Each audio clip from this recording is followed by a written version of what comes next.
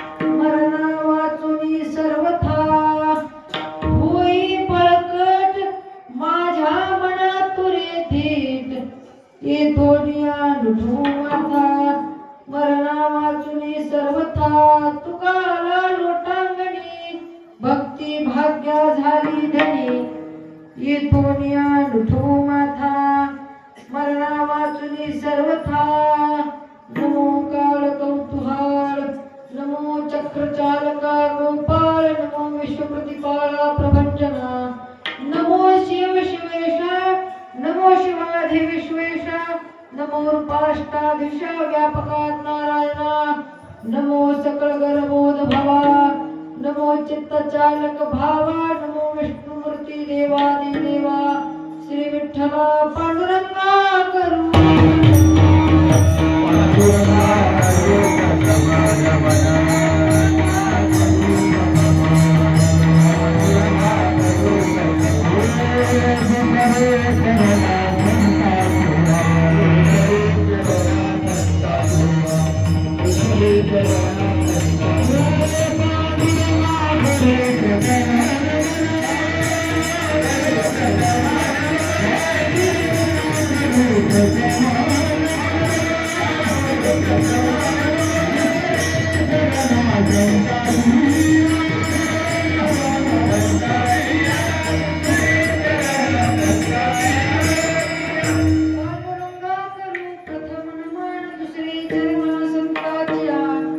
त्यांच्या कृपादाने कथेचा विस्तारू बाबाजी सद्गुरु दास तुकाराम प्रस्तुत कीर्तन रूपी सेवेला आरंभ करण्यापूर्वी महान भगवत देहूत निवासी जगद्वंदनीय जगद्गुरु श्री तुकोबाराय जगताच्या मालकाला नमस्कार करतात. पांडुरंगा करू प्रथम हनुमान जगताच्या मालकाला नमस्कार करतात.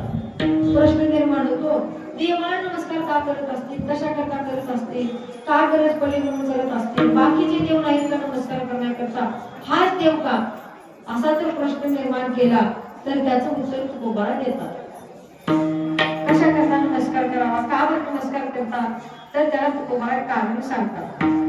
आम्हा विठ्ठल एक देव येरोघेची वाव किंवा त्या ठिकाणी एक धैला चित्ती आम्ही रखुमाईचा पती सर्वस्व त्या ठिकाणी असताना आम्ही या देवाला अर्पण केले. याचं कारण आहे विश्वाचा जनिता पालनहार तारणहार आदिपूर्ण सर्व काही निर्माता जगत पिता जगत व्यापक असणारा परमात्मा असल्या कारणाने तुकोबाराय नमस्कार करतात. निरोपारा सांगतात, हा एक असलेला देव अनेक होतो.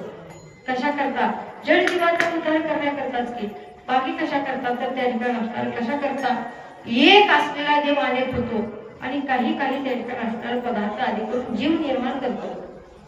एकोहम बहुशाम तर का एक असलेला अनेक होतो बहुशाम.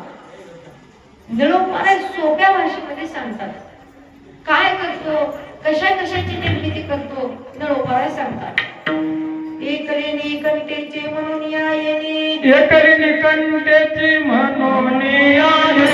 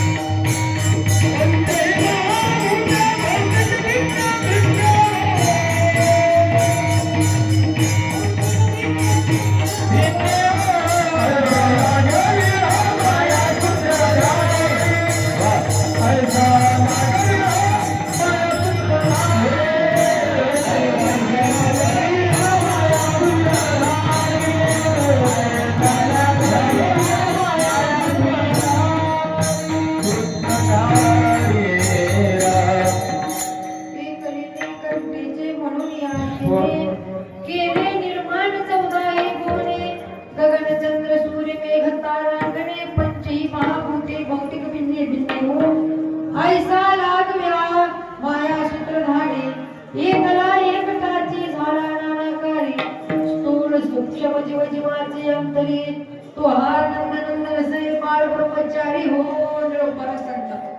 एक असलेला परमात्मा अनेक होतो.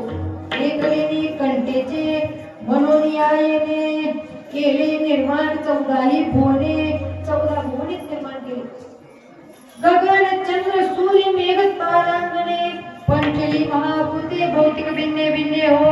आकाशाची निर्मिती केली, चंद्राची निर्मिती केली, सूर्याची निर्मिती केली, ग्रहाची निर्मिती केली, ताऱ्यांची निर्मिती केली, आदी करून त्या ठिकाणी सर्व काही ब्रह्मांडाची निर्मिती केली. आदी करून पंचली महाभूते भौतिक भिन्ने भिन्ने हो. पंचमहाभूताची निर्मिती केली, ती वेगवेगळी. बरं का, असं काही आदी करून 21 स्वर्गाची निर्मिती करणारा परमात्मा.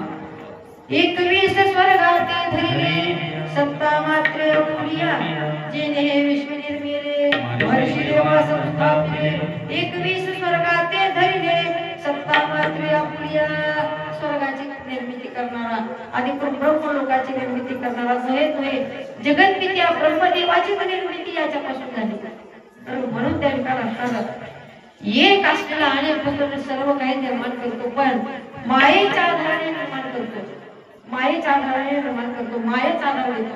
ज्ञानोबांचं मत आहे, स्वमायेचे वाडवस्त्र लावणे खेळवे सूत्र, बाहेर नटे छायाचित्र 84 लक्ष. ज्ञानोबाला सांगतात, मायेच्या आधारावर परमात्मा निर्माण करतो, सर्व काही गोष्टी निर्माण करतो. आणि कोणी या देवाची तर सत्ता पाहिली तर किती सत्ता. वृक्षाचेही पान हरिजाची सत्ता,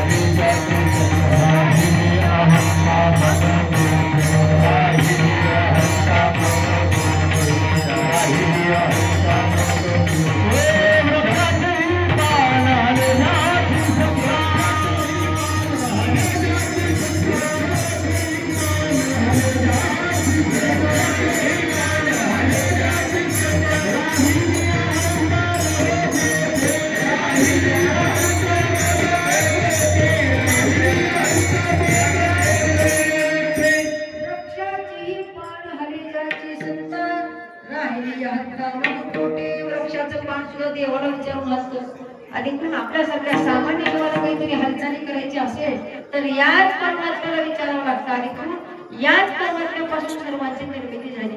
सोप्या भाषेत ज्ञानोबा सांगतात, तेव्हा तुम्ही असे समर्थ आहात, तुम्ही ब्रह्मांड नायक आहात.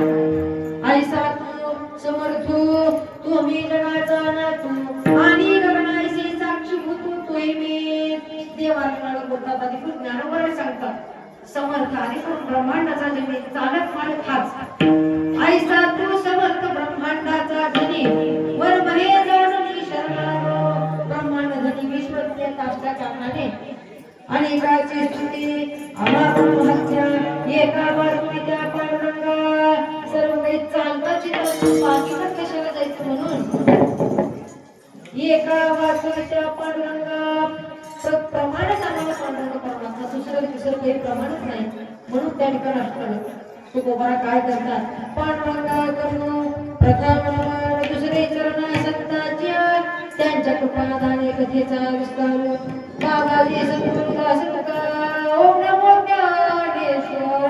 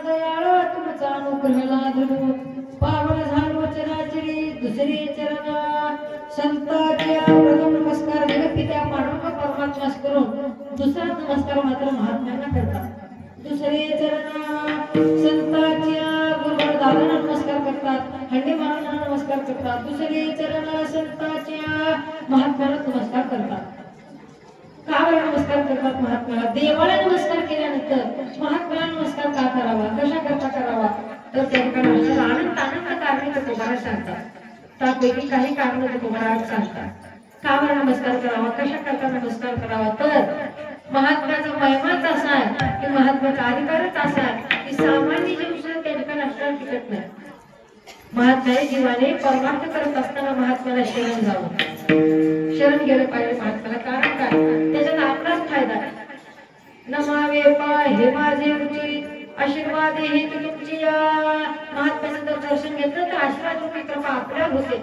म्हणून महात्मा अत्यंत महत्वाचा महात्म्याची कृपा अत्यंत महत्वाची नाथराज भागवतामध्ये देव आणि उद्धव यांच्या संवादामध्ये सांगतात देव उद्धवाला बोलतात उद्धवा माझे कृपेने निश्चिती कदा होय माझी प्राप्ती झाली माझी कृपा प्राप्ती अनन्य भक्ती तू करी माझ्या कृपेचे लक्षण प्राप्त विषय भोगिता जाण न तुटे माझे अनन्य भजन पूर्ण कृपा जाणयाना देव उद्धवाला बोलतात उद्धवा माझं नीट ध्यान ठेवण्यात बोलणं काय देवा तर माझी कृपा होईल नवल नाही कारण मी करुणावंत मी कृपावंत मी कृपा करीलच बहु आहे करुणावंत मी कृपा करीलच नवल नाही पण महात्म्याची कृपा झालीच पाहिजे कारण काय कृपा ही महात्म्याच्या जवळ कृपेशी स्वतंत्र जन्म नाही जे धूप देतो साधूप आहे कृपा वसे संताचे देही त्याची गीते पायी दाटली जगी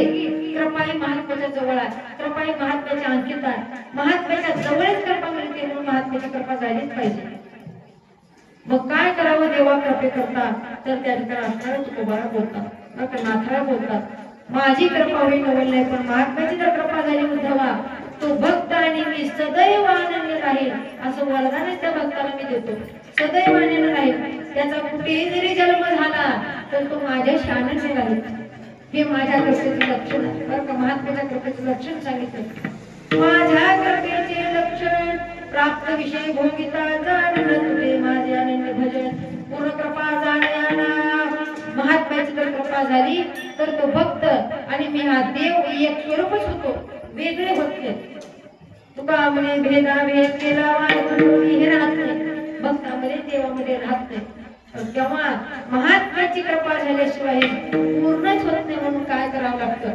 महात्म्याची कृपा प्राप्त करून घ्यावी लागते महात्म्याच्या ठिकाणी लीन राहावं लागतं जेवढं महात्म्याच्या ठिकाणी लीन तेवढी महात्म्याची कृपा आपल्यावर होईल असं तुकोबारांचं मत आहे लाजे त्याशी वाटा नाही जाणे अंतरीचे ते लीन होता काही होणे वेगळे महात्म्याच्या ठिकाणी लीन झाला तर तुमच्यावर कृपा होईल तुमचा उद्धार होईल तुम्ही उत्तम वृत्तीस प्राप्त होताल म्हणून काय करा महात्म्याची संगत प्राप्त करायची असेल तर महात्म्याच्या ठिकाणी लीनच राहा म्हणून तुकोबारा म्हणतात पाया पडणं हे आमचं भांडवल आहे म्हणून आम्ही महात्म्याच्या ठिकाणी लीन होतो पाया पडावे हे माझे भांडवल सरते बोल कोठे पायी तरी सलगी कौतुक केले लढीवाळ घाट असे कृपेचे ओरसून समावे पोटी म्हणून उफराटी वचनेही तुमची उष्टावळी तेव्हाचे भोजन झाडावे अंगण केलं पुण्य तुकोबारा बोलतात महात्म्याच्या ठिकाणी आमचा अधिकार किती तर फक्त आणि फक्त लीनता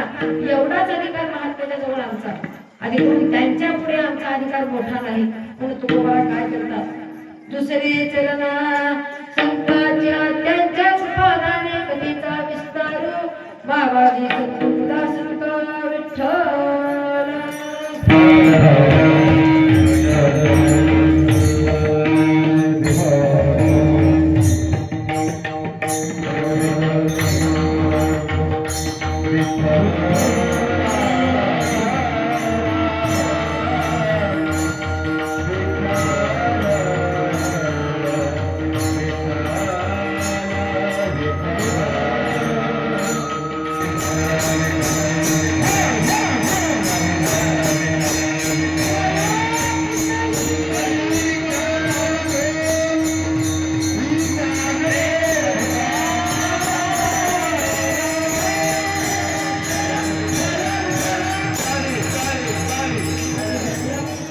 या गावामध्ये असणाऱ्या अखंड हरिनाम सप्ताहानिमित्ताची आपली सेवा. मुख्य म्हणजे हे गाव दादांच्याच पडावर असणारं निवडलं गाव आहे. आणि मुख्य म्हणजे सत्तेची निर्मिती करणारे निवृत्ती महाराज हांडे. निवृत्ती महाराज हांडे विषयी जर बोलायचं झालं तर त्यांच्या पूर्वजांपासून ते त्यांच्या आज भागवत महाराज हांडेपर्यंत परमार्थ घरात कधीही पहा कुठेही पहा त्यांच्या घरात परमार्थ सापडेल. त्यांचे मूळ पुरुष आहेत पुंडलिक महाराज हांडे, त्यांच्यानंतर त्यांचा मुलगा नरहरी महाराज, त्यांच्यानंतर तुकाराम महाराज, तुकाराम महाराजांच्या नंतर निवृत्ती महाराज हांडे, निवृत्ती महाराज हांडेच्या नंतर एकनाथ महाराज आणि एकनाथ महाराजांच्या नंतर असणारे भागवत महाराज. त्यांना अजून भाऊ लहान माऊली महाराज, हे पुढे 2 भाऊ आहेत. यांची जर परंपरा पाहिली तर नित्याने पहिल्यापासून जर त्यांना असणाऱ्या दादांची परंपरा त्यांच्या घरामध्ये आवडी पाहतात. मग आवडी ते चालूच आहे, आतापर्यंत ती चालू आहे. कुणाची 5वी पुढे भजन करत नाही, परमार्थ टिकवणं अवघड आहे घराघरामध्ये. मग त्यांनी ते टिकवलं. ती सगळी कृपा त्यांच्यावर दादांचीच आहे. कारण काय आतापर्यंत गुरूंपासून वेगळे झाले ते मनाने झाले, पण हे दादांनी प्रत्यक्ष त्यांना विना दिला. तुकाराम बुवांना काय करा तुम्ही आता स्वतःचा फळ स्थापन करा, आमचं भजन चालवा. हे दादाने त्यांना सांगितल्यानंतर तुकाराम बुवा हांडेंनी पुन्हा फळ स्थापन केलं, पुन्हा भजन सुरू झालं. म्हणून आज इकडेही दादाच्या एकादशीला भजन होतं आणि त्यांच्या तिथे सुद्धा एकादशीला कीर्तन होतच. दोन्हीकडेही आज हे चालू. दादांचे परमार्थ वाढवतो निवृत्ती महाराज हांडे आणि आज ते चालवतात एकनाथ महाराज हांडे, भागवत महाराज हांडे. हे पहिलेपासून त्यांच्या घरामध्ये आवडीत चालू आहे, आजही चालू आहे. म्हणून त्या ठिकाणी असणार अशा महात्म्याने चालू केलेली सेवा, म्हणून त्यांची असणारी सेवा दादांची सेवा नव्हे तर दादांच्या पुण्यतिथी निमित्त आधी करून हनुमान जयंतीच्या उत्सवानिमित्तच हा सप्ताह. म्हणून त्या ठिकाणी दादांची सेवा, हांडे महाराजांची सेवा, त्यांच्या असणारी परंपरेची सेवा आपल्या ठिकाणी आहे. म्हणून त्यांचं वर्णन आधी करून महात्म्याचं वर्णन जोडी संत त्या ठिकाणी असणार काय करतात महात्म्याचं वर्णन करतात. आधी करून त्या ठिकाणी असणार गावामध्ये आपण सप्ताहाच्या निमित्ताने भागवत कथा ठेवण्यात आली. तुकोबारा ज्या ज्या ठिकाणी भागवत कथा ठेवतात तिथे त्या गावाला धन्यता देतात. बरं का, त्या गावाला धन्यता देऊन बोलतात. कथा देवाचे ध्यान, कथा साधन मंगल, कथे ऐसे पुण्याने नाही सर्वथा, ऐसाच खरा भाव, कथे माझे उभा देव, कथा त्रिवेणी संगम, देव भक्तानी नाम तेथे जे उत्तम चरण जीवनिका. तुकोबारा म्हणतात जिथे जिथे कथा तिथे तिथे देवा, जिथे जिथे कथा तिथे तिथे महात्मा भक्त उभा टाकतो. म्हणून गावामध्ये कथा आणि त्या ठिकाणी असणारे विराट महाराज कर्याळकर यांच्या असणाऱ्या वाणीतून मधुर वाणीतून या ठिकाणी आपल्याला कथा होते. म्हणून महात्म्याच्या गावात कथा त्याच्यातून त्या ठिकाणी असणारं सुद्धा साखर टाकलेली झाली. म्हणून त्या ठिकाणी असणारा अखंड महात्म्याची सेवा, भागवत कथेच्या असणाऱ्या ग्रंथाची सेवा आपली आहे. त्यांचं वर्णन म्हणून तुकोबाराज बोलतात. काय सांगतात, भाग्याचा उदय तेही जोडी संतकार, भाग्याच्या योगाने महात्म्याची प्राप्ती होईल हे सांगतात. अभंगातून सांगतात महात्म्याची प्राप्ती भाग्याच्या योगाने होते. मान्य भाग्याच्या योगाने होते, पण भाग्याला काही समानार्थी शब्द सांगितले. म्हणजे आपण रोजच्याच बोलतो भाग्याला समानार्थी शब्द दैव, संचित, प्रारब्ध, भाग्य असे काही 4-5 शब्द सांगितले गेले. पण या शब्दानुषंगाने शास्त्र काही भाग्याचे प्रकार सांगतो. भाग्य या शब्दाचा अर्थ पाहायला गेला तर भाग्य या शब्दाचे काही प्रकार आहेत. भाग्याचे प्रकार शास्त्राने सांगितले. त्याच्यापैकी मुख्य 3 प्रकार आहेत भाग्याचे. संसारिक इहलौकिक भाग्य, पारलौकिक भाग्य आणि परमार्थिक भाग्य. 3 भाग्य सांगितले. पहिल्या भाग्याचा विचार तुकोबारा सांगतात. संसारिक इहलौकिक भाग्य, या भाग्याला 2 नाव सांगितले. संसारिक भाग्य, इहलौकिक भाग्य, 2 नावे या भाग्याला सांगितले. त्याचे कारण तसे तुकोबारा सांगतात. संसारिक भाग्य म्हणजे काय, इहलौकिक भाग्य म्हणजे काय, तर त्या ठिकाणी असणार मृत्यू लोकांमध्ये ज्याला ज्याला मनुष्य देह प्राप्त झाला तो इहलौकिक संसारिक भाग्य म्हणून सांगितला. कारण काय, देह कुणालाही प्राप्त होत नाही. प्राप्त करण्याकरता भाग्यच लागतं. भाग्य फळाला आल्याशिवाय, भाग्याचा उदय झाल्याशिवाय मनुष्य देह धारण करणं होत नाही. कारण काय, मोठ्या मोठ्या देवांना देह धारण झालं नाही. आपल्यासारख्या सामान्य जीवाला देव देह देतो की आपण म्हणजे का आपण भाग्यवान आहोत. देवांना सुद्धा देह मिळाला नाही. कष्ट देवाने देह जन्माला भाग्य होय. त्या ठिकाणी तुकोबारा म्हणतात आम्ही धन्य होता मला देह प्राप्त झाला. देवाही देवाला देह सुद्धा प्राप्त झाला नाही. इहलोकीचा हा देह देवाईचा देवा देवाईचा देवा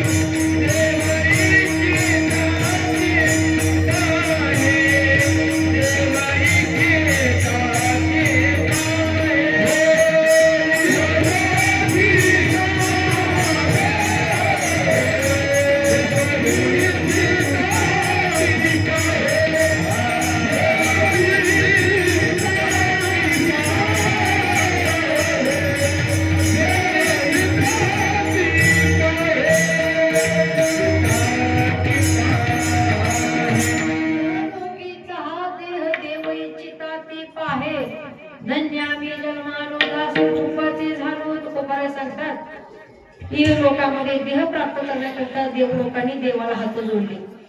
देवा आम्हालाही देह धारण करून द्या, आम्ही देहवा देऊन भजन करायला जातोय असं त्या ठिकाणी असणारा ब्रह्मदेव बोलतात. स्वर्गीचे अमर इच्छिताचे देवा मृत्यू लोके वावा जन्मा महा. बरं का ब्रह्मदेव म्हणतात देवा आम्हालाही तो मनुष्य देह धारण करून द्या, बरं का त्या अनुषंगाने आम्ही भजन करू शकतो. देव मुली भजन करणार तिथे जाऊन सगळं काही करणार, पण एवढं सगळं देवाने बोलल्यानंतर ब्रह्मदेव परत बोलतात देवा देह धारण करून द्या, पण न जाणून हत्तीचा बैलाचा पशुच्या तर जन्म दिला भजन करता येणार नाही. कारण कसं आहे पशु पक्ष्यांना पापही कळत नाही, पुण्यही कळत नाही, भजनही कळत नाही, काहीच कळत नाही त्यांना.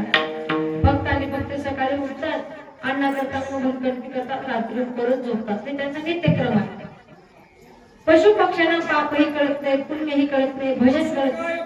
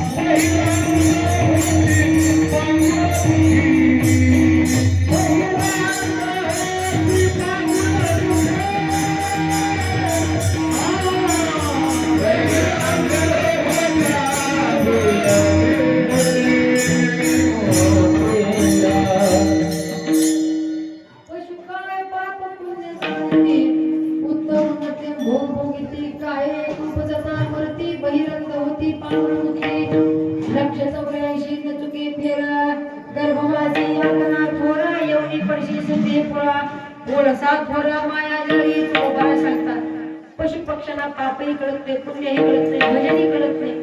न जाणून देवा पशु पक्ष्याचा जर जन्म दिला तर त्यांना भजनाचं ज्ञान नाही, म्हणून तो आम्हाला तो देह नको.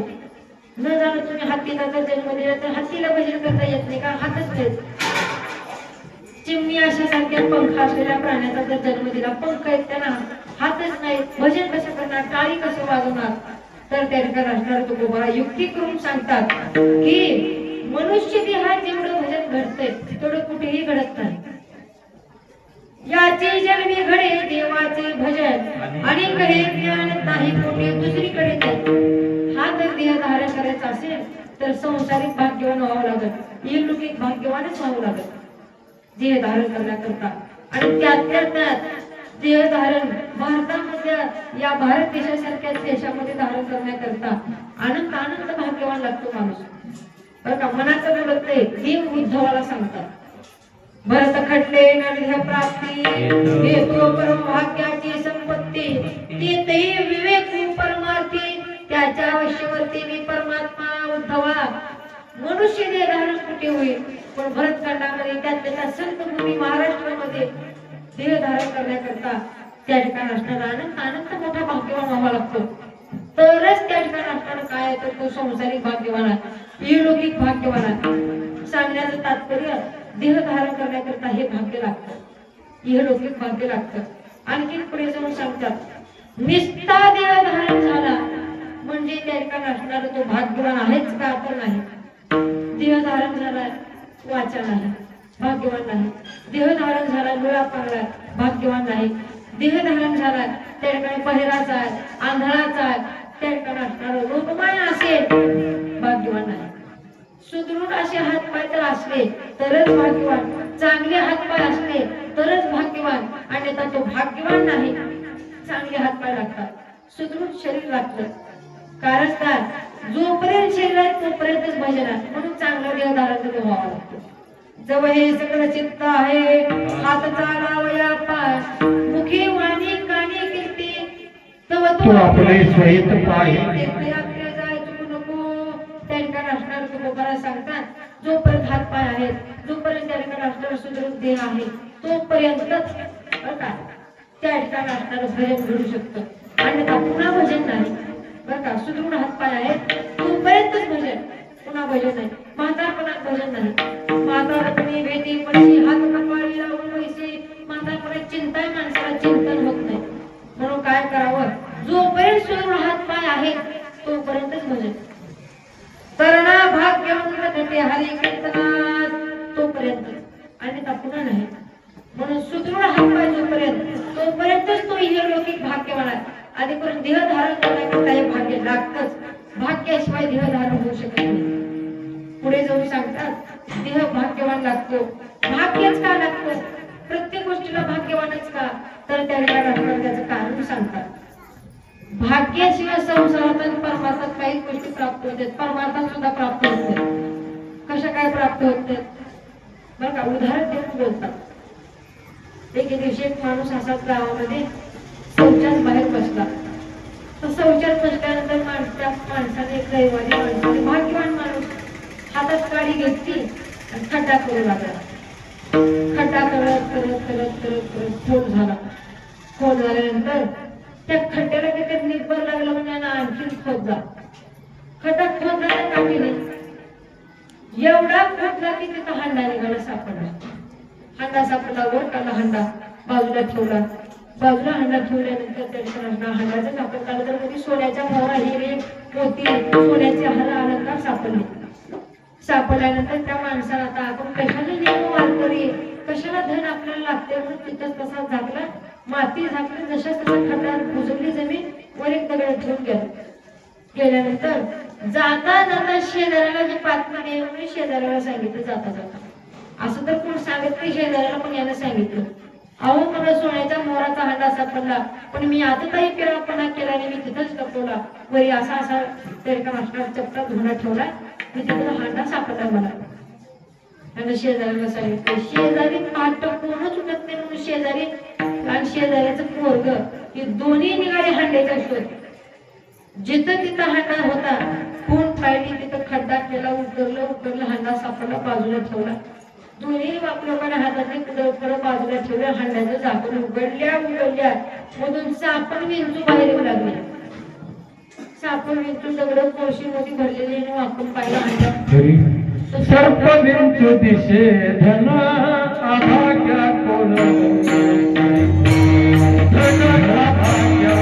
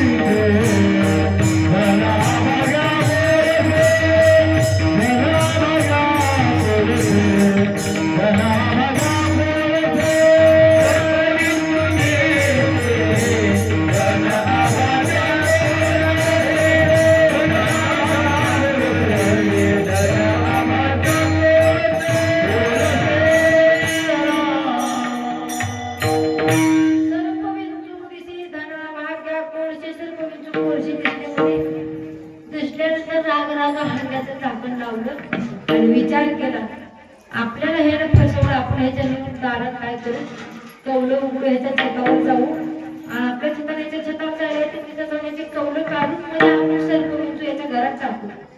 विचार केला, गेले छतावरून त्याच्या छतावर गेले. दोन्ही बापल्याकडे हांडा उगल्या दिसू लागले सर्प. आता याला घरातच टाका म्हणून घरावर एक कौलं काढले आणि कौलातून मध्ये आता हांडा पालथा केला की मधून खाली सोन्याच्या मोहरा पडू लागले. त्याच्या त्या अंगणात हार पडू लागले, सोन्याचे अलंकार पडू लागले. या दोन्ही बाप लोकांनी विचार केला, आपल्या सर्पविंचू दिसले, याला कस काय सोन्याचा मोहरा? तुकोबाला सांगतात, सर्पविंचू दिसे धना भाग्या कोळसे, शेजारी अभाग्यवान निघाला. भाग्यवानच नसतं शेजारी, भाग्यवानाला सर्पविंचू आणि भाग्यवानाला आणायची गरज पडली नाही, आपोआप दारात येऊन पडल्या. भाग्यवानाला सगळे काही प्राप्त होते, पण अभाग्यवानाला काही प्राप्त होत नाही. पण भाग्याशिवाय कोणतीही गोष्ट प्राप्त होत नाही. म्हणून तुकोबारा म्हणतात, देह प्राप्त करण्याकरता कशाची गरज आहे? फक्त आणि फक्त इहलौकिक भाग्याचीच गरज आहे. ते भाग्य प्राप्त झाले, देह तुम्हाला प्राप्त होईल सांगतात. पुढचं भाग्य सांगितलं पारलौकिक भाग्य. पारलौकिक भाग्य म्हणजे ब्रह्मपद इंद्रपदाची प्राप्ती करून घेण्याकरता जे भाग्य लागतं त्याला पारलौकिक भाग्य म्हणायचं. या पारलौकिक भाग्याला महात्मा भाग्य मानत नाही, त्याचं कारण तुकोबारा सांगतात पुढे. इंद्रपद प्राप्त करण्याकरता भाग्य लागतं, ब्रह्मपद प्राप्त करण्याकरता भाग्य लागतं, मान्य आहे. पण याच्याकरता अनेक मोठी विधी सांगितली. इंद्रपदाकरता 100 लगट यज्ञ करावं लागतात. एक झालं की एक झालं की एक झालं की अशी यज्ञ करावं लागतात. देवाच्या वामन अवतारामध्ये बळीराजाने लगत 100 यज्ञ केले होते. आता 100वा यज्ञ होणार म्हणजे की देव प्रगट झाले. ते 100 यज्ञ इंद्रपदाकरता 100 यज्ञ करावं लागतात. पण ब्राह्मणी चांगला सुधरू लागतो, चांगला लागतो, वेद पाठांतराचा लागतो. वेद पाठ केलेला ब्राह्मण जो वेदातले मंत्र म्हणतो ते यजमानाला कळले पाहिजे. मग त्या यजमानाला पूजा केल्यानंतर मग यज्ञाची सफलता. तोपर्यंत यज्ञ सफल होतच नाही. आणि मुख्य म्हणजे यज्ञाला स्वकष्टाची संपत्ती लागते, स्वतःची कष्ट केलेली संपत्ती लागते. सोडोनिया धन उत्तम व्यवहारे, उदास विचारे वेचकरी, चांगलं धन लागतं, उत्तम धन लागतं असं तुकोबारा सांगतात. स्वकष्टाचे तर यज्ञ सफल.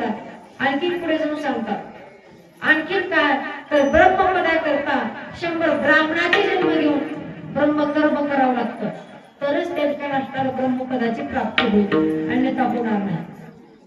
100 ब्राह्मणाचे जन्म नाथरा भागवतामध्ये सांगतात. कशाला 100 जन्म, कशाला काय? उगे त्या ठिकाणी असणाऱ्या महात्म्याची संगती करा. 100 नाही, कोट्यांशी इंद्रपदाची ब्रह्मपदाची प्राप्ती होईल असं नाथरा ज्ञानोबा सुद्धा सांगतात. इंद्रपद आदी ब्रह्मसद या नाव भाग्य पूर्ण, तेही सत्संगा समान कोट्यांशी जाण तुकेना. कशाला ब्रह्मपद इंद्रपद महात्म्याची संगती करा. आता तरी काय ज्ञानोबा सांगतात, का शत एक जन्मा जन्मोनी ब्रह्मकर्मा करितोची ब्रह्मांड हे. कशाला 100 जन्म, कशाला ब्रह्मपद करता 100 ब्राह्मणाचे जन्म? महात्म्याची संगती करा, कोटी ब्रह्मपदाची इंद्रपदाची प्राप्ती होईल. म्हणून महात्मा या पारलौकिक भाग्याला भाग्य मानत नाही. आणि तिसरे जे भाग्य सांगितलं परमार्थिक भाग्य, ते परमार्थिक भाग्य मात्र महात्मा त्याला भाग्य मानतो. त्याचं कारण आहे बघा, त्याचं कारण सांगितलं की परमार्थिक भाग्य मूळ भाग्य सांगितलं. त्याचं कारण असं, मनुष्य देह धारण करून जो भजन करेल तो खरा परमार्थिक भाग्यवान, खरा परमार्थिक भाग्यवान सांगितला. कशा काय तुकोबारा प्रमाण देऊन बोलतात, भाग्यवंत मनोदय Yeah.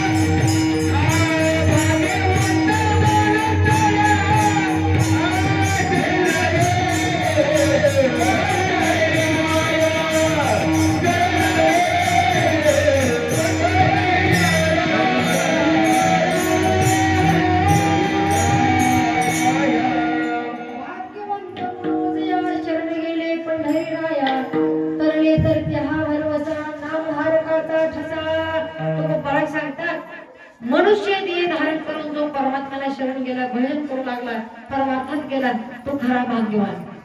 भाग्यवंत मनोजा शरण गेले पंढरीराया, देवाला शरण गेले भाग्यवान. खरं भाग्य ते सांगितलं. म्हणून दोन भाग्य महात्मा मानतो. इहलौकिक भाग्य मानतो, पारलौकिक मानत नाही महात्मा, आणि परमार्थिक मानतो. कारण अतिश्रेष्ठ भाग्य परमार्थिक भाग्य. आता हे तीन भाग्य ज्याला ज्याला प्राप्त होतील त्यांना आणखी तीन भाग्याची प्राप्ती होईल असं ज्ञानोबा सांगतात. कोणते कोणते भाग्य?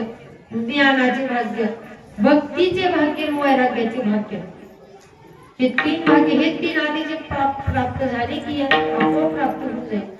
कोणतं कोणतं? तर प्रथम भाग्य सांगितलं ज्ञानाचे भाग्य. ज्ञानाचे भाग्य म्हणजे काय? तर ज्ञानोबा सांगतात.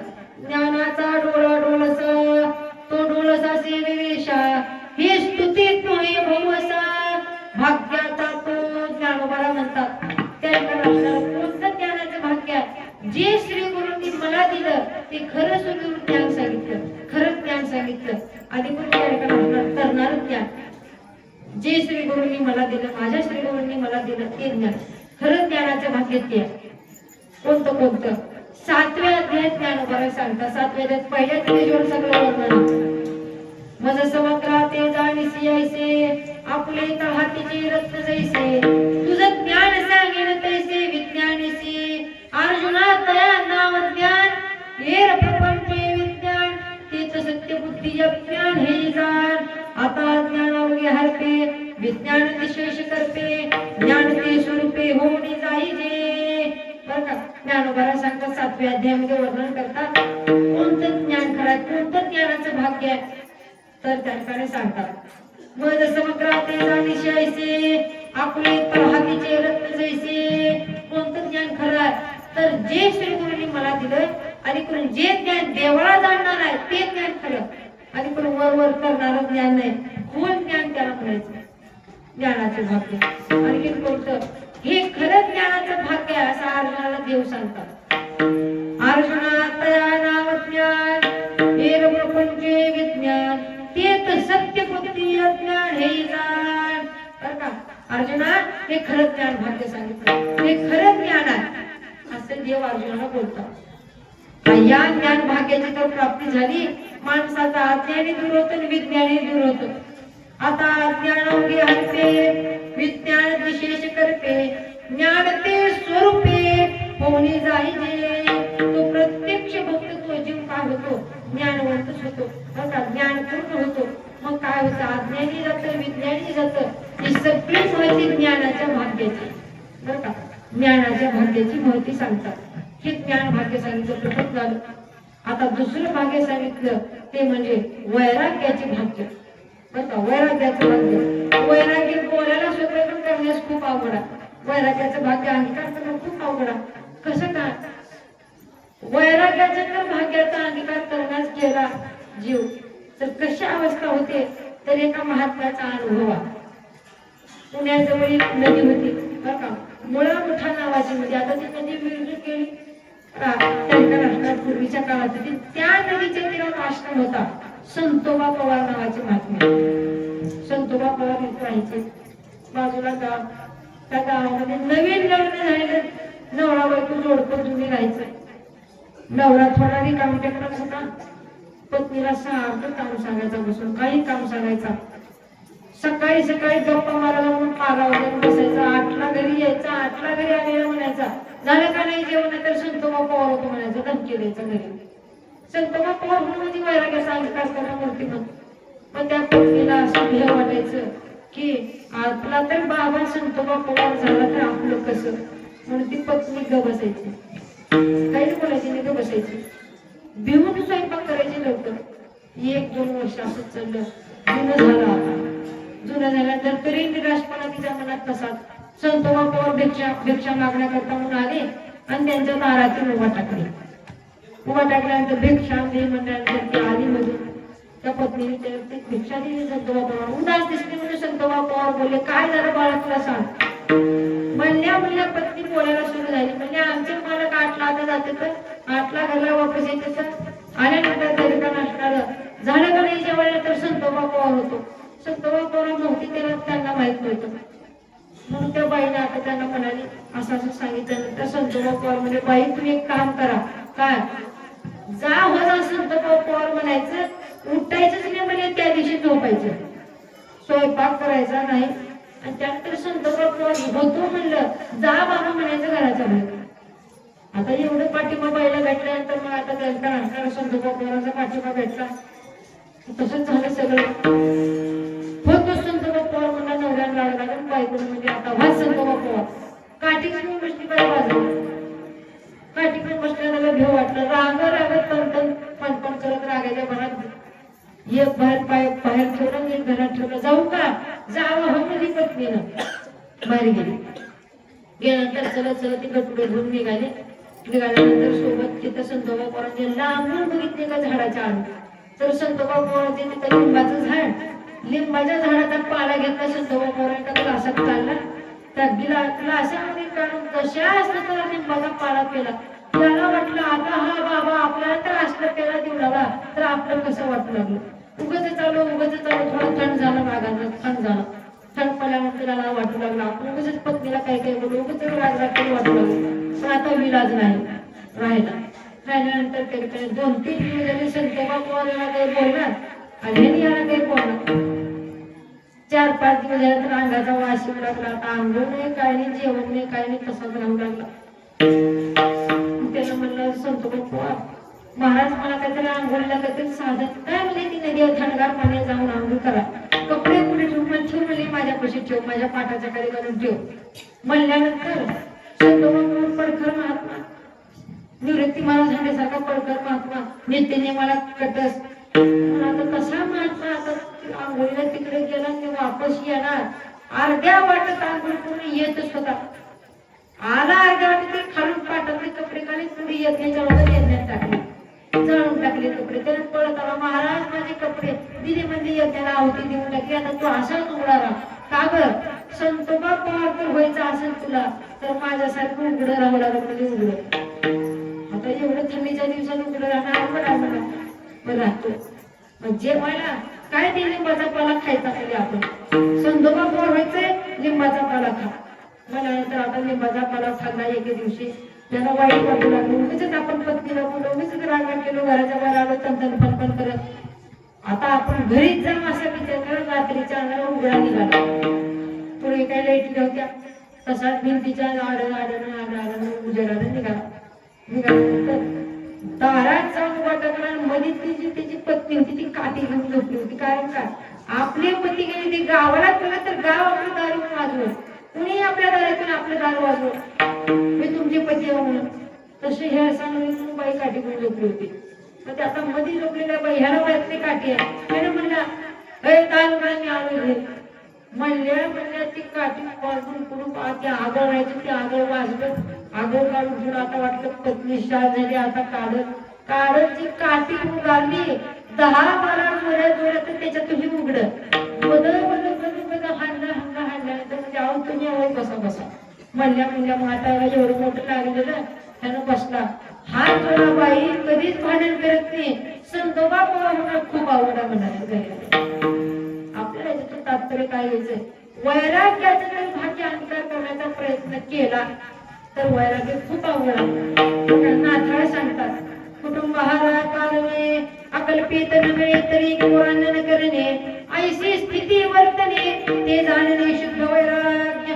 नाथाळ म्हणतात, एक वेळेस कुटुंबाचं भरण पोषण होत नसेल, कुटुंबाचं त्या ठिकाणी असणार, जेवण मिळत नसेल कुटुंबाला, माधवगिरी मागून खा पण भजन सोडू नका. माधवगिरी मागा. ज्ञानोबाने माधवगिरी मागितली, तुकोबाने त्या ठिकाणी असणार, भजन करून जेवण केलं. हे सगळे काही नित्यनेम पाळा पण भजन करा. हे खरं वैराग्य. आणि पुढे आणखी कोणतं वैराग्य आहे? नामदेव सांगतात, पावनिया झाडी वडबडुनी पाला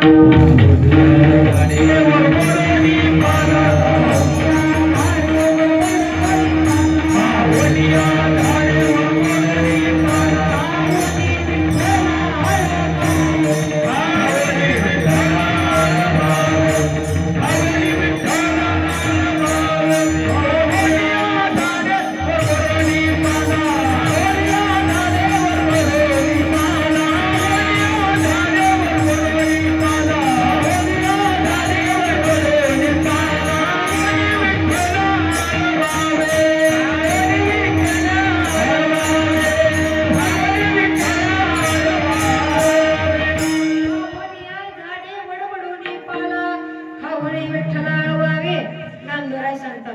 बरं का कुटुंबाचं भरण पोषण होते, भूक लागली आहे ना, जेवायला मिळत नसेल ना, चलतीवर झाडाचे पानं तोंडात घालून सगळा काही होणार नाही, पण भजन सोडू नका. खरं वैराग्य बरं का, ते जाणणे शुद्ध वैराग्य, हे खरं वैराग्य सांगितलं. हे वैराग्याचं भाग्य. आणखीन कोणतं भाग्य आहे? भक्तीचं भाग्य सांगितलं. तिसरं भाग्य आहे भक्तीचं भाग्य. भक्तीचं भाग्य कसं काय, तर त्या ठिकाणी असणार तुकोबारा प्रमाण बोलतात. भक्तीचं भाग्य अत्यंत श्रेष्ठ भाग्य. हे तर दोन भाग्य प्राप्त झाले तर भक्तीचं भाग्य आपोआप प्राप्त होईलच. भक्तीचं भाग्याचं वर्णन करत असताना तुकोबारा म्हणतात, भक्ती भाग्य सीमा साधे पुरुषात ब्रह्मीचा त्वर्थ निज ठेवा.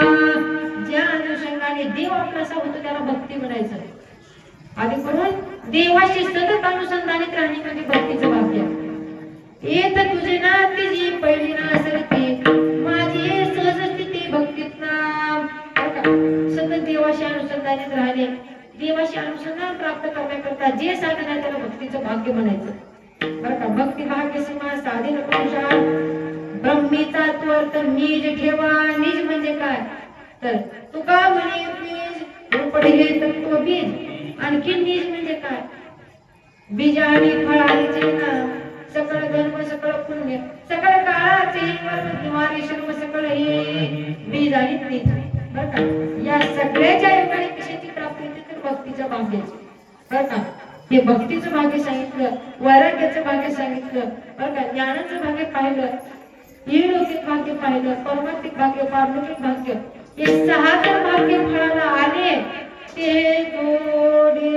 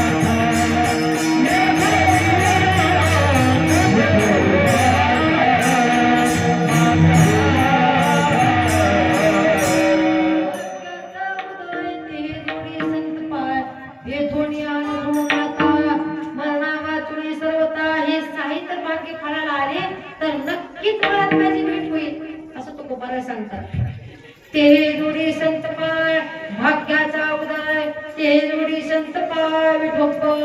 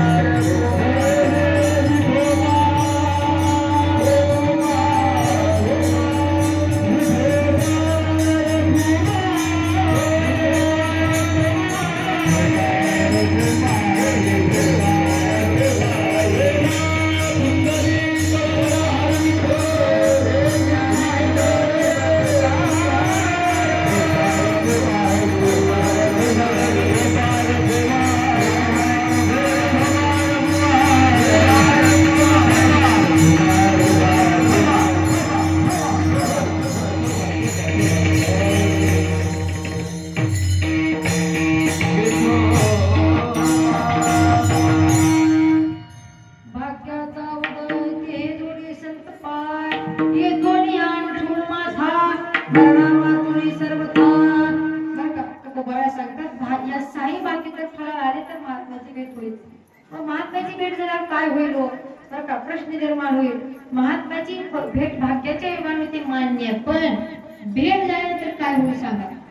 नरोबरा सांगतात भेट झाल्यानंतर काय होईल. संत संगे हरीची भक्ती संत संगे ज्ञान विरक्ती संत संगे भक्ती मुक्ती साधकावरती आणायचे. महात्म्याच्या संगतीत अनुष्ठान घडेल. महात्म्याच्या संगतीत जप तप घडेल.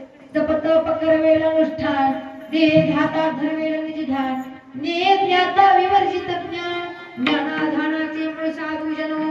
बरं का महात्म्याच्या संगतीत सर्व काही घडेल असं नाथाला सांगतात. नरोबरा सांगतात काय घडेल. संत संगे हरीची भक्ती महात्मा नामस्मरण करून घे.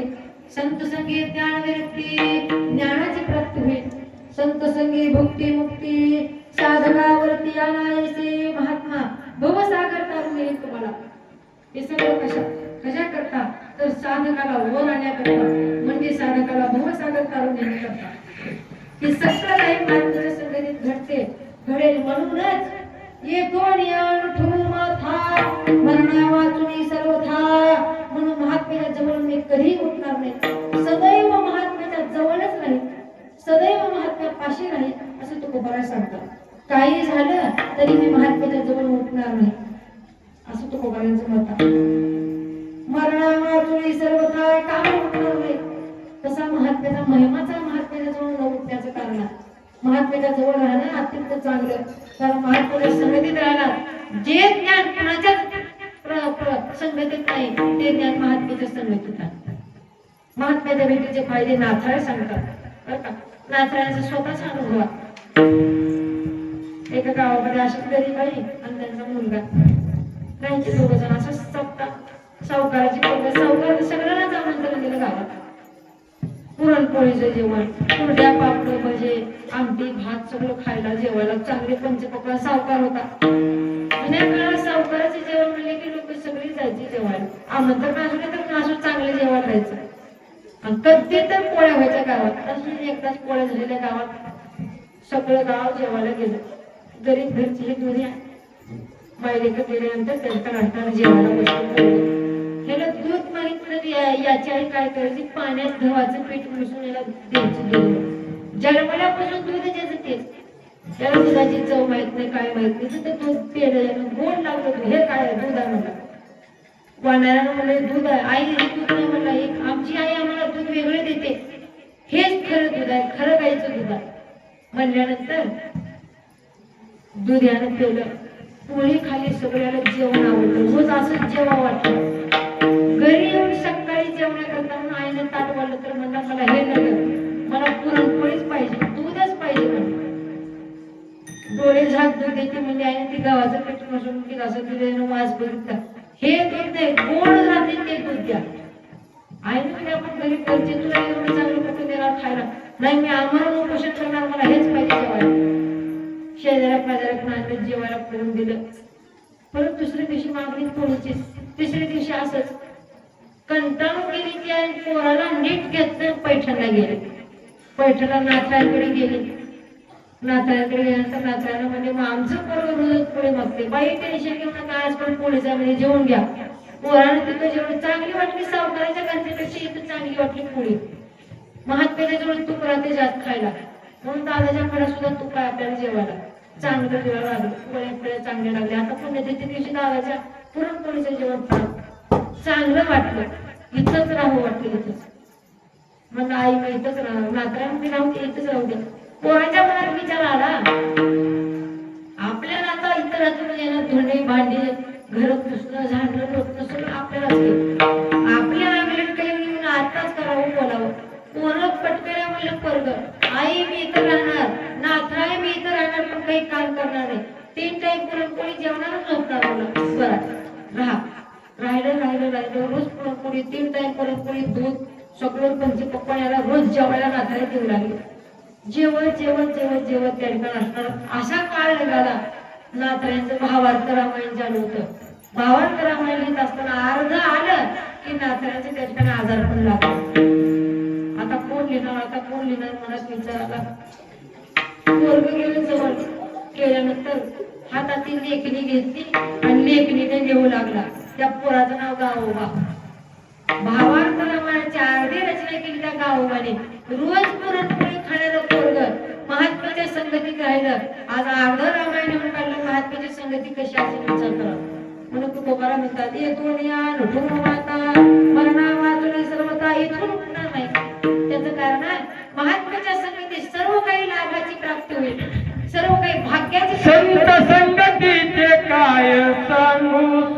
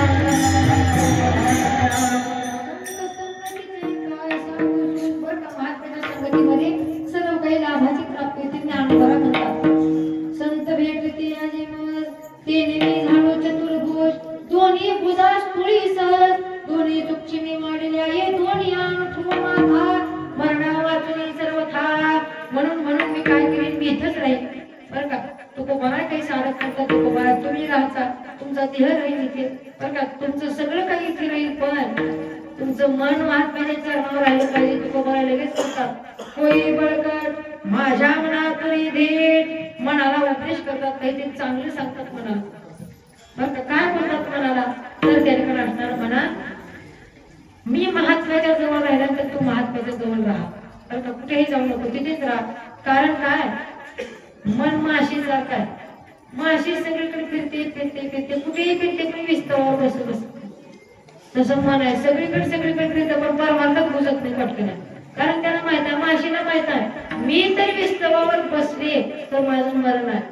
तसं मनाला माहित आहे मी तर परमार्थात गेलो तर माझा अंतच आहे.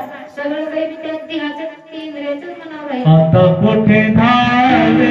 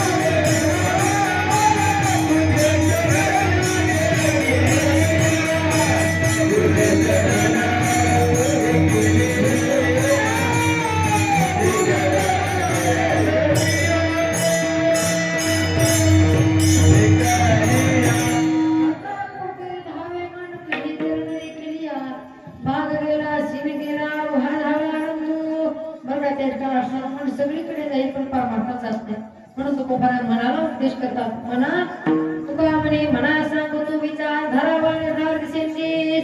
बरं का मना काय करतो तिथं राहा. कुठे राहा?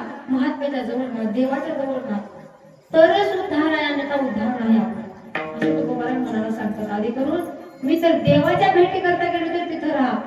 मना एक करी मने मी जाईन पंढरी उभा विटेवरी पाहिन तो सावळा. मी पंढरपूरला जाईन, चंद्रभागेचे स्नान करेल, प्रदक्षिणा करेल, देवाच्या दर्शना करता लागेल, गरुड पाडाला लालीत नंदी, पुढे जाऊन देवाचं दर्शन करेल. तो तिथेच राहा, कुठेही दुसरीकडे जाऊ नको. त्याचं कारण आहे तिथं तर राहिला तरच उद्धार आणि तो उद्धार नाही. बरं का? धरावा निर्धार दिसेंदीस होई बळकट माझ्या मनात धीर. तरच तू बळकट होशील. आधी करून तू त्या ठिकाणी असणार काय होशील तर धीट होशील, तुझा अधिकार वाढेल. आधी करून लोक तुला मानते असं त्या ठिकाणी असणारा मनाला बोलत असताना त्या ठिकाणी असणारा तुकोबारा उपदेश मनाला करतात. माझ्या मनात तुरी धीर खूप बळकट होत त्या ठिकाणी असताना अनंत बळकट होशील. पण कशाच्या बळावर कशा करता महात्म्याच्या जवळ राहिला तरच तरच उद्धार आणि पुन्हा नाही. बरं का? पुन्हा नाही. म्हणून काय कर म्हणा धरावा निर्धार दिसेंदीस. बरं का? तिथं राहा, दुसरीकडे जाऊ नको. माझ्या मनात तुरी धीर तुका लोटांगणी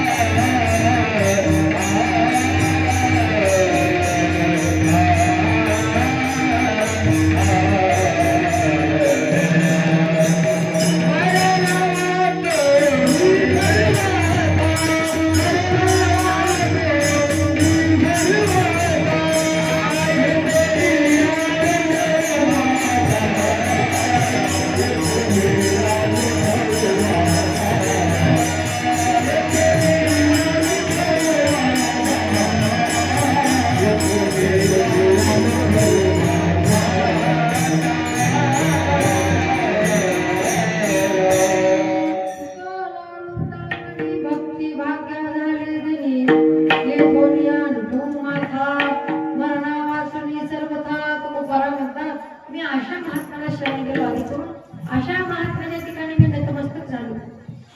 तुका लोटांगणी भक्ती भाग्या झाली दिली. कारण काय? तुका म्हणे संत सेवा हेच देवा उत्तम. महात्म्याची सेवा ही अत्यंत उत्तम मानली जाते. तुका म्हणे देवा त्यांची केल्या पावे सेवा. अशा महात्म्याची जर सेवा घडली तर आनंद आनंद त्या ठिकाणी असणाऱ्या पुण्याची अधिक उद्धार होईल आपला. म्हणून काय करतात तुकाराम महात्म्याच्या ठिकाणी शरण जातात. त्याचं कारण असं, एक तर महात्म्याची संगती प्राप्त होतच नाही. प्राप्त करायचे असेल तर एक तर भाग्यवान तरी लागतो, नाही तर दुसरं म्हणजे महात्म्याच्या ठिकाणी लीनता तरी असावी लागते. या दोन गोष्टीने महात्म्याची लवकर प्राप्ती होते. कारण काय? सगळं शक्य पण महात्म्याची भेट अवघड आहे. पवना घालवेल पालन पायी चढवेल गगन. भूत भविष्य कळू येईल वर्तमान. परिता साधूजीन कळे महिमा नका. ऐसे कैसियाने भेटते ते साधू. रंगनाथरा म्हणतात कशाने महात्मा भेटेल सांगा? वाऱ्याला पाण्यात घालून धोका देता येईल, शक्य आहे. आकाशाला शिडी लावता येईल, आधी करून त्या ठिकाणी सूर्याला धरता येईल, चंद्रावर प्राशन करता येईल, सगळं शक्य आहे. पण महात्म्याची भेट अवघड आहे. कैसे कैसियाने भेटते ते साधू. तुकोबाराला प्रश्न विचारतात नाथरा, तुकोबारा कशाने महात्मा भेटेल? तुकोबारा सांगतात अर्थ काम चाडणं आहे चित्ता. माना मान मोह माया मिथ्या. वृत्ती समाधानी जाणून नेता. जाणून वेद देती सयाव चिंता रे. ऐसे ऐसियाने भेटते ते साधू. तुकोबारा म्हणतात ज्याच्या मनामध्ये काम जोडून आहे, अहंकार नाही, आणि करून त्या ठिकाणी कोणताच बाधा नाही, धनाला मोहाला बाधा नाही, अशालाच महात्मा भेट देतो. आणि कुणालाही देत नाही, कुणालाही देत नाही. म्हणून महात्म्याची तर संगती प्राप्त करायची असेल महात्म्याच्या ठिकाणी लीन व्हावं लागेल. म्हणून आम्ही काय झालो? महात्म्याच्या ठिकाणी शरण तुका लोटांगणी भक्ती भाग्या झाली त्यांनी येतो माथा. मरणा वाचुने सर्वता ज्ञानेश्वर.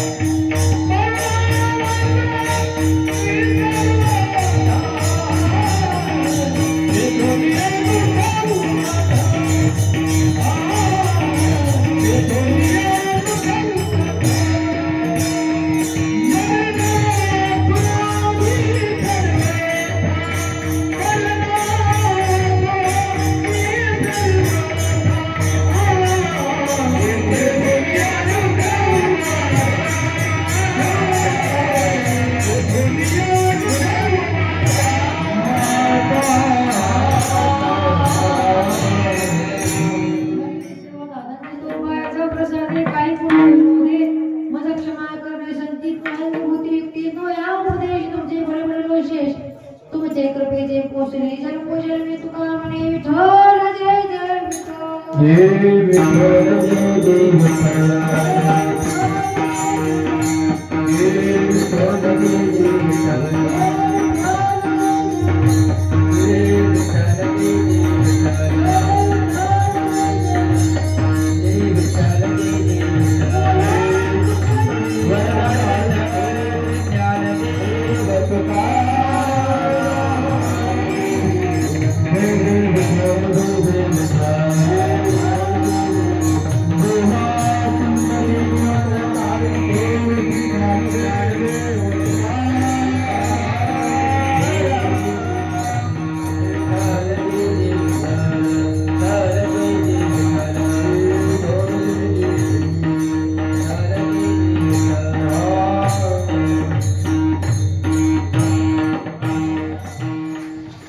श्री मूर्ती जाता काय